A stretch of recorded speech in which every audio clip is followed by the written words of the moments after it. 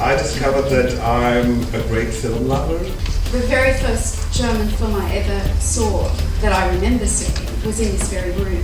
Every year there are 20 films that involve Germany in some way. In terms of the German documentaries that we selected about 3 or 4 German films every year. So I've been going to the Berlinale for I think 13 or 14 years now.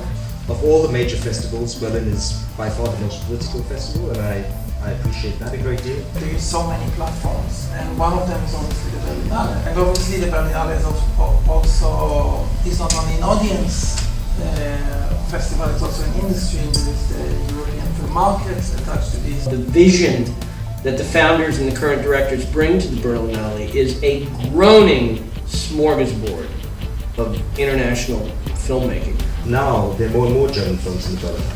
I think when I was first going, there weren't as many in the cinema. Whether or not German cinema has overcome, left behind totally the swastika years. It will never.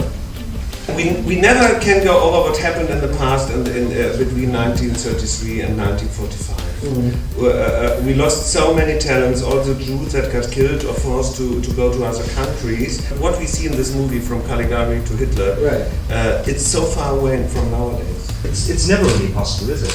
And I think eventually you have to get past that, because we can't expect filmmakers to forever carry that as something that they need to solve. I think the young people will interpret what they want to interpret, and they will do it in a way that will give a fresh spin on what's come before. That's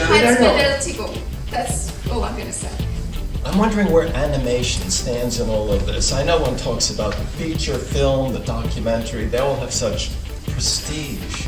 Number 91 in the 2014 box office was indeed an animated children's film, Der kleine Drache Kosmos. I also had a look at the film funding organisations, and they do actually sort of separate, when they're reporting on their funding, they separate out the funding for animation. So I think there is a kind of a concerted effort to support animated filmmaking. There was a big animation industry in the eastern part of Germany, in Dresden. It was based in Dresden.